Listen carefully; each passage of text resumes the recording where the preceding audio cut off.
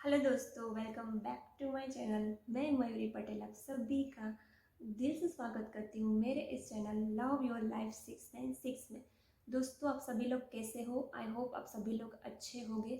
आज का जो टॉपिक है वो डीएम की अवेकनिंग का है। ये डीएम का सेकेंड लास्ट स्टेज होता है, डीएम की अवेकनिंग का। मैंने दो ऑलरेडी स्टेज आपके साथ शेयर किए हैं। फर्स्ट स्टेज में मैंने शेयर किया था कि डीएफ के बारे में अवेकन होते हैं, उसमें मैंने 4 स्टेजेस समझाए थे। सेकेंड स्टेज में मैंने फर्स्ट स्टेज में ही मैंने अंदर ही 4 स्टेज समझाए थे। सेकेंड स्टेज में मैंने समझाया था कि डीएम है वो कार्मिक के बारे में अवेकन होते हैं। कैसे अवेकन होते हैं वो मैंने वीडियो में समझाया है। उस वीडियो की लिंक भी मैं डिस्क्रिप्शन बॉक्स में डाल दूंगी। ये थर्ड स्टेज है। थर्ड स्टेज में डीएम अवेकन होते हैं खुद के बारे में। डीएम को समझ में आता है कि उन्होंने पूरी जिंदगी किस पर लगाई है। डीएम को समझ में आता है तब सेल्फ लव, क्या वो अपनी जिंदगी अपने अकॉर्डिंग जी रहे हैं? क्या डीएम को जो चाहिए वो मिला है या वो सिर्फ सेक्रीफाइस ही करते रहते हैं? तो ये सेकेंड लास्ट स्टेज होता है डीएम की अवेकनिंग का। तो ये सेकेंड लास्ट स्टेज में मैं आपको पूरा एक्सप्लेन करूँगी इसमें वो किस बात को लेके अवेकन होते हैं और किस मोड़ पर आते हैं। तो वो समझते हैं कि उन्होंने पूरी ज़िंदगी, पूरा फोकस, पूरी टाइम एंड एनर्जी दूसरों के लिए इन्वेस्ट की है। उन्होंने पूरी ज़िंदगी ऐसे ही गंवा दी है। अपने लिए तो कुछ किया ही नहीं है, अपने लिए तो कुछ सोचा ही नहीं है। और उसको यह भी रियलाइज़ होता है कि ज़िंदगी प्यार से कटती है। दूसरों को दिखाने के लिए जो ये शादी में फंसे हुए हैं, अनवांटेड शादी में, हर डीएम की शादी भी अनवांटेड ही होती है और उन्होंने फैमिली प्रेशर से ही शादी की है। उसकी अंतर आत्मा कभी अलाउ नहीं करती डीएफ के अलावा किसी और से शादी करने के लिए। तो इस स्टेज में डीएम अवेकन होते हैं कि उन्होंने दूसरों के लिए तो ज़िंदगी जी है, लेकिन शादी है वो उसकी एक नई ज़िंदगी होती है, एक नई ज़िंदगी की शुरुआत होती है। तो उन्होंने दूसरों की खुशियों के लिए अपनी नई ज़िंदगी को भी सेक्रीफाइस कर दिया है। तो इसको लेके भी डीएम अवेयर होते हैं। अवेकनिंग मैंने लास्ट वीडियो में भी समझाया था कि अवेकनिंग का मतलब यही होता है कि अवेयर होना, जागरूक होना कि उन्होंने क्या किया, क्या नहीं किया, क्या सही है, क्या गलत है, अपने कर्मा को लेके अवेयर होना।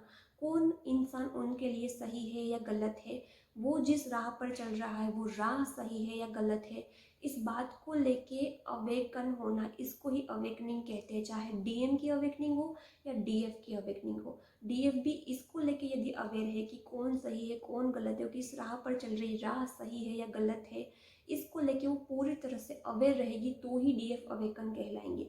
सिर्फ ट्विन फ्लेम को समझ लिया, डीएम को पहचान लिया तो इसको अवेकन डीएफ नहीं बोलते हैं। डीएफ अपने लिए कुछ करती है, सेल्फ लव में आती है, उसको ही डीएफ, उसी डीएफ को अवेकन कहते हैं।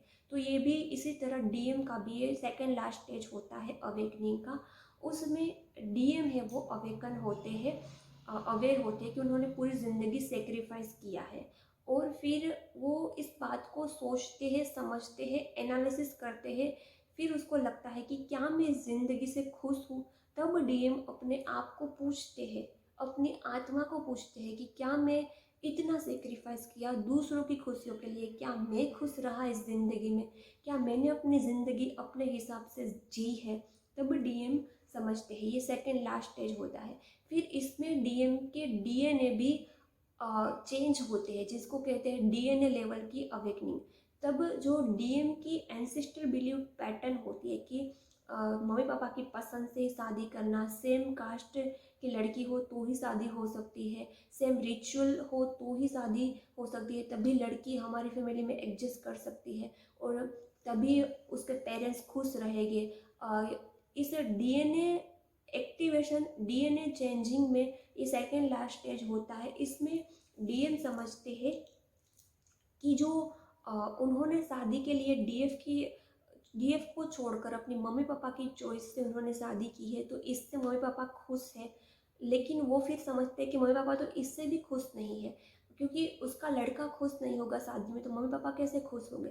तब डीएम समझते हैं कि यदि मैंने खुद की चॉइस से शादी की होती है, मैंने जहाँ प्यार किया होता है वहाँ मैं खुश रहता, तो मेरे मम्मी पापा भी खुश रहते हैं। और फिर कार्मिक तो बुरी ही होती है डीएम के लिए भी और शायद उसके पेरेंट्स के लिए भी। तब डीएम समझते हैं कि मैंने मम्मी पापा की चॉइस से शादी की है, तो मैं तो बर्बाद हुआ, मैं तो खुश नहीं हूँ, मेरे मम्मी पापा भी खुश नहीं है, सेटिस्फाई नहीं है। तब डीएम है वो समझते हैं। तो ये स्टेज होता है सेकेंड लास्ट स्टेज। उन्होंने वो भी समझ लिया कि उन्होंने कितना सेक्रीफाइस किया, दूसरों के लिए अपनी पूरी नई ज़िंदगी को सेक्रीफाइस कर लिया, और मम्मी पापा की खुशी के लिए खुद को सेक्रीफाइस नहीं करना चाहिए।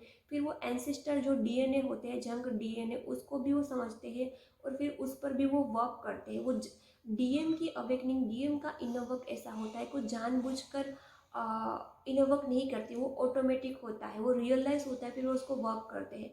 फिर वो फियर बेस से ऊपर उठते हैं, रूट चक्रा से ऊपर उठते हैं। फिर उसका जो डिज़ायर अटैचमेंट होता है थर्ड पार्टी के साथ, वो खत्म होता है सेकेंड लास्ट स्टेज में।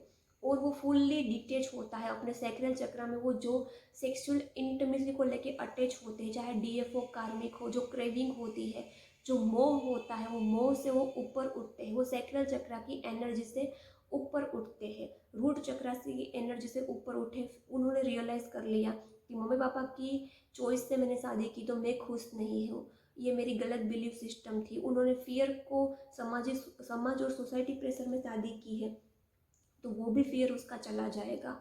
और उसकी बिलीफ सिस्टम होती है कि शादी एक कास्ट में होनी चाहिए, शादी के लिए लड़की मेरे से कम उम्र में होनी चाहिए। वो उसका फियर था समाज और सोसाइटी का, तो वो भी फियर उसका सेकंड स्टेज में चला जाएगा। तो उसकी रूट चक्र की एनर्जी से वो ऊपर उठेगी। फिर उसका जो अटैचमेंट होगा, ये सेक्रल चक्र की एनर्जी होगी, जो अटैचमेंट, सेक्सुअल अटैचमेंट था, टॉक्सिक अटैचमेंट था, डिज़ायर था, जो उसको मनी को लेके डिज़ायर था, जो कार्मिक को लेके डिज़ायर था, वो खत्म होगा।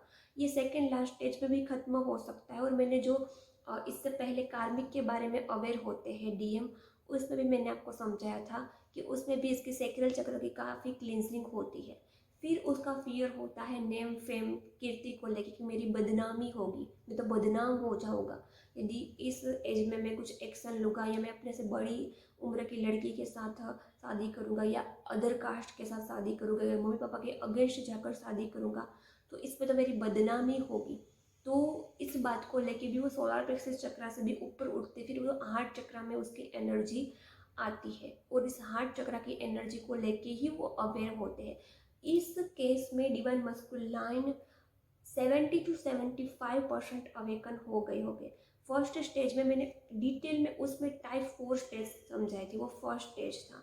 उसमें वो टोटली डीएफ के बारे में अवेकन होते हैं, उसकी तो अवेकनिंग 10% 20% ही होती है। फिर सेकेंड स्टेज में मैंने डिटेल में समझा था कि वो कार्मिक के बारे में अवेकन होते हैं।